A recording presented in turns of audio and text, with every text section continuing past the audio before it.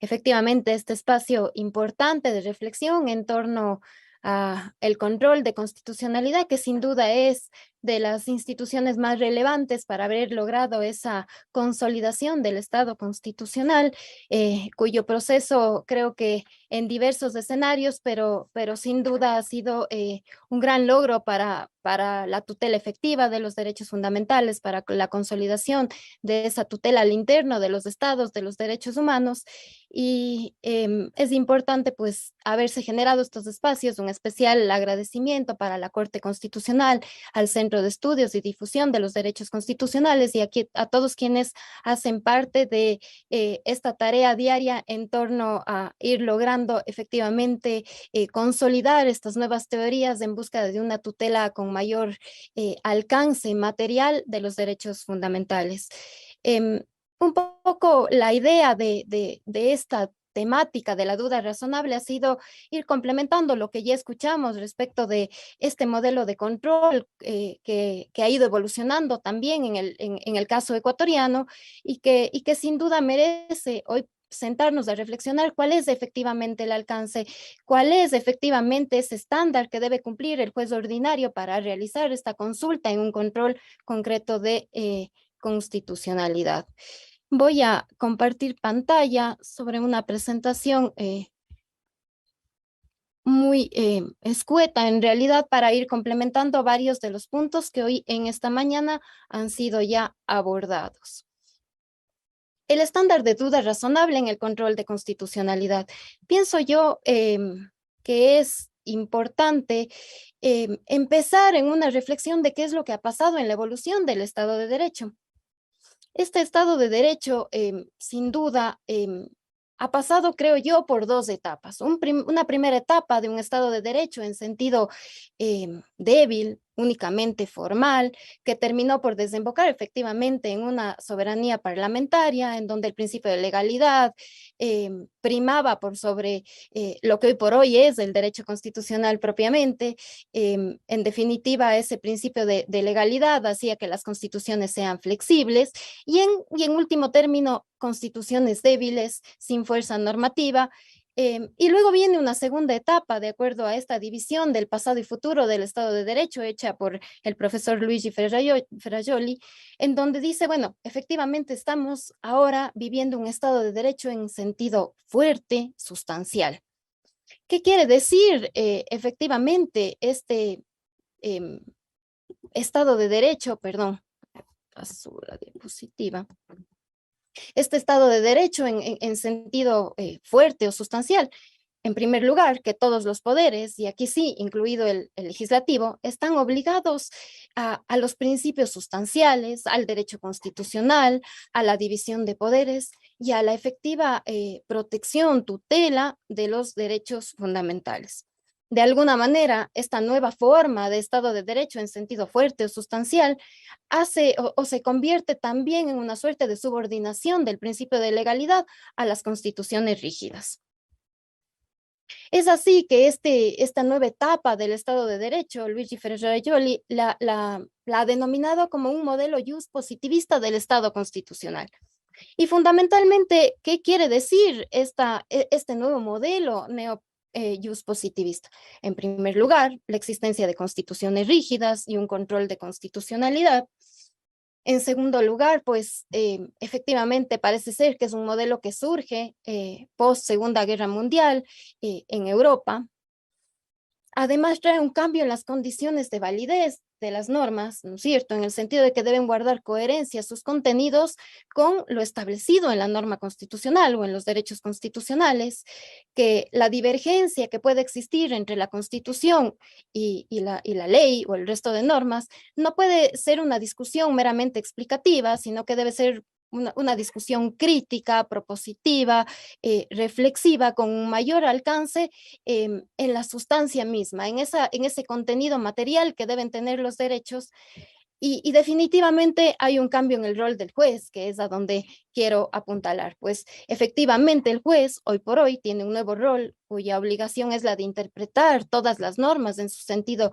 constitucional y además tiene el deber, independiente del sistema o del modelo de control de constitucionalidad en el que nos encontremos, el juez sin duda tiene este deber de ir verificando la constitucionalidad de las normas en la aplicación de los procesos. De alguna manera, este nuevo modelo introduce esa dimensión sustancial que debe tener el derecho constitucional con esa capacidad de irradiarse a todo el ordenamiento jurídico dentro de los estados para lograr consolidar ese principio de supremacía constitucional que hoy incluso se ha ampliado quizá a dimensiones que no podían ser previstas antes, pero que hoy por hoy son una realidad, como el control de convencionalidad y el mismo bloque de constitucionalidad.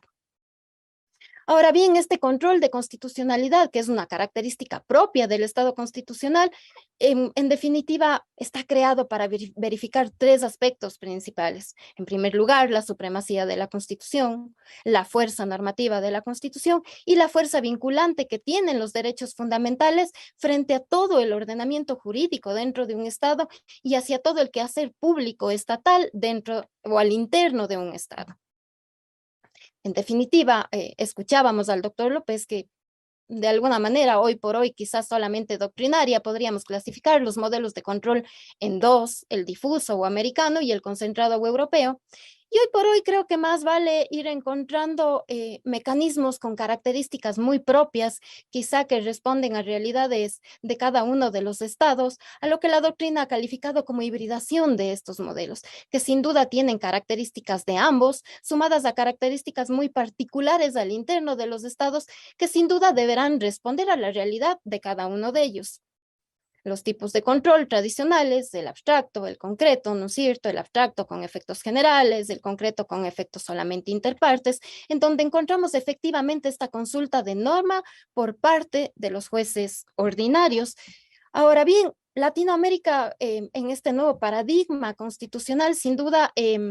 ha adoptado varias características del modelo norteamericano, varias características del modelo europeo, que cada una fue creada como respuesta a circunstancias diversas y que, como lo decía el doctor López, hoy ninguno de estos pueden encontrarse en un estado puro. Latinoamérica se ha visto influenciada por ambos, pero además, importante este tercer elemento que se suma al modelo de control en Latinoamérica y es esta tendencia principialista que tienen las constituciones, son constituciones cargadas en principios. Y además, sumado a eso, esa diversificación del sistema de fuentes que acogió definitivamente el Ecuador en la Constitución del año 2008, al ser un Estado constitucional de derechos. Y en definitiva, esas son características que aportan efectivamente a establecer un modelo propio de control de constitucionalidad, que sin duda no puede ser enmarcado dentro del control difuso, así como tampoco de manera pura en un control concentrado de constitucionalidad. En el caso ecuatoriano tenemos tres tipos, en definitiva, de control de constitucionalidad. Un primer control directo, que lo hace la Corte Constitucional, ¿no es cierto?, de manera abstracta. Eh, un segundo tipo de control de constitucionalidad, que es este de consulta de norma, que lo hacen los jueces ordinarios sustanciando causas en donde verifican a través de un análisis y luego de cumplir el estándar de duda razonable y motivada y entonces elevan a consulta de constitucionalidad a la Corte Constitucional. Y sin duda también existe un control primario que, como escuchábamos en la intervención del doctor López, ha sido también objeto de varias críticas, varias discusiones, sin que hasta el momento la doctrina haya logrado encontrar un punto de acuerdo y sin duda la Corte Constitucional también ha pasado por varias etapas en donde ha en un primer momento desconocido quizá este control primario como una facultad de control difuso de constitucionalidad y que luego a partir de la sentencia del matrimonio igualitario parece haber dado un giro para reconocer la existencia de este. La consulta de norma es una atribución del juez cuando considera que efectivamente una norma es contraria a la Constitución o a los instrumentos internacionales de derechos humanos que establezcan derechos más favorables a los reconocidos en la Constitución y entonces el juez a petición de parte u oficio, deberá remitir esta consulta con el expediente a la Corte Constitucional para que, teóricamente, en un plazo no mayor a 45 días, sea resuelta esta consulta de constitucionalidad. En el control concreto, de acuerdo a la Ley Orgánica de Garantías Jurisdiccionales y Control Constitucional, tiene una finalidad de garantizar la constitucionalidad en la aplicación de las disposiciones jurídicas dentro de los procesos judiciales. Aquí vale hacer hincapié en que efectivamente lo que busca la normativa constitucional ecuatoriana, tanto la Constitución como la Ley Orgánica en su contenido procesal constitucional, es que los jueces de alguna manera realicen una interpretación conforme al texto constitucional de aquella o de toda aquella normativa infraconstitucional, de tal manera que en el segundo párrafo establece que los jueces deben aplicar las disposiciones constitucionales sin la necesidad de que éstas sean desarrolladas por otras normas de menor jerarquía. El control concreto de constitucionalidad, de acuerdo al procedimiento establecido por la misma ley,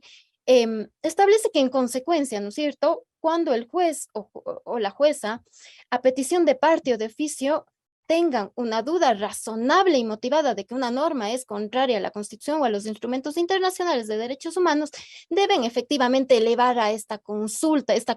a la Corte Constitucional respecto de la constitucionalidad misma en el caso concreto. La duda razonable, si de alguna manera la desmenuzamos, ¿no es cierto? En primer lugar, pues la duda será esa ausencia efectivamente de certeza que tiene el juez ordinario al momento de resolver una antinomia normativa. Luego, razonable exigirá quizá que el juez, luego de un ejercicio y luego de haber agotado todos los recursos, efectivamente llegue a la conclusión de que no se puede resolver, no se puede dar una interpretación constitucional a una norma específica, y luego motivada será efectivamente el conjunto o la suma de estos dos factores, la duda o ausencia de certeza y haber agotado todos los recursos que tiene el juez para llegar a una conclusión o a una solución. La Corte Constitucional, efectivamente, pienso yo, en criterio personal, que ha tenido dos grandes etapas respecto de definir cuál es el modelo de control de constitucionalidad que existe en el Ecuador. Efectivamente, una primera etapa de esta Corte de Transición que estableció de manera categórica que el control de constitucionalidad en el caso ecuatoriano es un control concentrado, que los jueces ordinarios no tienen la potestad de realizar efectivamente un control de constitucionalidad y que de alguna manera, ¿no es cierto?, luego de un razonamiento y una argumentación por parte del juez o jueza, debe elevar efectivamente a esta consulta de norma como una garantía misma del derecho a la tutela judicial efectiva y expedita. Luego viene una segunda sentencia, una segunda jurisprudencia de la Corte Constitucional, en donde dice, bueno, el estándar de motivación en la consulta de norma debe cumplir básicamente estos 4 requisitos, haciéndolos muy breves, pese a que la Corte Constitucional los desarrolló con mayor detalle. El primer requisito es la identificación del enunciado de norma, cuya constitucionalidad se consulta. El segundo requisito es efectivamente identificar los principios o reglas constitucionales que presuntamente estuvieran infringidos. Luego viene un tercer requisito que es ese deber de motivación que debe establecer el juez en la forma, circunstancias y justificación por la cual dichos enunciados contradicen la Constitución. Y luego, finalmente, una explicación o fundamentación respecto de la relevancia constitucional que tiene el caso puesto a decisión del juez. La duda razonable en esta primera etapa de la Corte Constitucional de alguna manera se ha definido como aquel deber que tiene el juez o jueza de justificar de manera razonada y suficiente que no existe interpretación posible de la norma para cumplir los principios y reglas constitucionales y que al advertir que al no existir esta posibilidad, la aplicación de la norma eventualmente contrariará la Constitución y por lo tanto se establece la obligación del juez constitucional de suspender el trámite de la causa y elevar esta consulta a la Corte Constitucional. La duda razonable que se señala en la ley, así lo dice la Corte Constitucional, es aquella situación que debe verificarse cuando luego de una interpretación sistemática de los principios establecidos en la Constitución y de ese deber también del juez de aplicación directa y inmediata de la Constitución, no logra resolverse. De tal manera que esta duda razonable, ¿no es cierto?, luego de este ejercicio de una interpretación sistemática, de intentar con una aplicación directa darle una interpretación constitucional a la norma, no fuere posible y entonces deberá elevar esta consulta o realizar esta consulta para un control concreto de constitucionalidad por parte de la Corte Constitucional. La Corte también dice que en razón de los efectos de irradiación de la Constitución, cuando el juez o jueza no hubiere logrado aplicar esta disposición normativa a los principios y reglas constitucionales, en definitiva, lo que procede es esta consulta de norma y si hubiese cumplido ese estándar de duda razonable y motivada que exige la Ley Orgánica de Garantías Jurisdiccionales y Control Constitucional para efectivamente activar este mecanismo de control. Sin duda, la Corte Constitucional a partir del año 2019 da un giro con la sentencia del matrimonio igualitario y entonces sostiene de manera categórica que la Constitución en su texto mismo no tiene tiene, perdón, un control difuso y un control concentrado de constitucionalidad. Y lo que hace la Corte Constitucional es de alguna manera ir delimitando el alcance de cada uno de ellos y entonces establece que cualquier juez o jueza en las causas que conozca debe realizar un control de constitucionalidad, un control de convencionalidad, y que cuando tenga certeza respecto de la inconstitucionalidad de una norma, debe declararla inaplicable de oficio o a petición de parte cuando este precepto jurídico sea contrario a la Constitución o a los instrumentos internacionales. De tal manera que aquí parece ser que efectivamente la Corte Constitucional da un giro hacia lo que decía el doctor López. Parece ser que el alcance hoy por hoy es más bien un modelo de control de constitucionalidad mixto. Y entonces, además, la Corte, para darle mayor sustento, mayor fuerza a este criterio, dice, la aplicación del el principio de aplicación directa de la Constitución, de la Constitución solamente es posible efectivamente dándole esa potestad al juez constitucional. Lo otro sería debilitar el Estado constitucional de derecho, lo otro sería retrasar efectivamente esa aplicación que necesitamos rápida, eficaz, eficiente, oportuna de una tutela judicial efectiva en pro de los derechos fundamentales. Fundamentalmente, pues la Corte propone algunas alternativas que deben acoger los jueces al momento de efectivamente verificarse, al menos de forma quizás supuesta, ¿no es cierto?, una inconstitucionalidad, una incongruencia o de alguna manera una laguna, ¿no es cierto?, dentro del ordenamiento jurídico en la aplicación o en este contraste de la norma con el derecho constitucional. Eh, luego viene finalmente esta sentencia 1116 del 18 de noviembre del 2020, en donde la Corte Constitucional dice, bueno, sí, efectivamente es necesario darle un giro a esta discusión, es necesario fundamentalmente por tres aspectos. El primero, debemos dotar de fuerza normativa a la Constitución, luego efectivamente reconoce la existencia, ¿no es cierto?, y el alcance que tiene este principio de aplicación directa e inmediata de los derechos constitucionales, y debemos darle un efecto útil a la norma suprema. Se aclaró entonces que con relación a si un juez o jueza prevarica por inobservar una norma por ser inconstitucional y aplicar directamente la Constitución, y la Corte Constitucional fue enfática en decir, efectivamente, ante estos supuestos, el juez o los operadores de justicia no prevarican. Y reconoce finalmente la existencia de este control primario previsto en el artículo 11, numeral 3, en estos principios de aplicación, y dice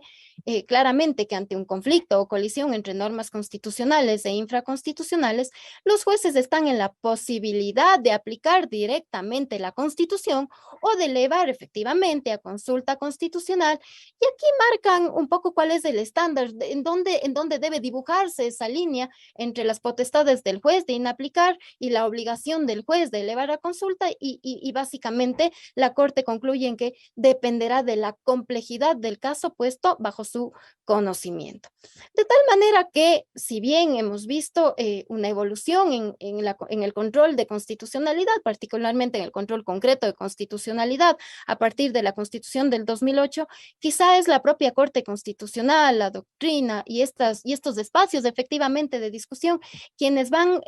permitiendo arribar a conclusiones que coincido con el doctor López, quizá la distinción entre el modelo de control difuso y el modelo de control concentrado para estudiar el derecho constitucional resultan relevantes, pero que hoy las necesidades de tutela de derechos trascienden esos mecanismos de encasillar en uno u otro y que más bien buscan mecanismos más prácticos, más tangibles, más sustanciales de protección de los derechos. En definitiva, y para concluir y cerrar esta intervención, pues creo yo que el Ecuador ha pasado por cambios relevantes en estos modelos de control. Sin duda, la Constitución del 98 y la del 96 marcaron hitos importantes. La Constitución del 2008 ha tomado alcances inimaginables, pienso yo, incluso al interior de la constituyente de Montecristi, y que sin duda cada vez se van desarrollando para lograr un mayor alcance respecto de este derecho constitucional, de este bloque de constitucionalidad, de este control de convencionalidad, de esta diversificación del sistema de fuentes, que hacen que la tarea de la Corte Constitucional y de los jueces ordinarios en materia de derecho constitucional sin duda significa un reto importante, pero que a la par para quienes estamos tutelados y amparados por este derecho constitucional resulta indispensable. Muchas gracias.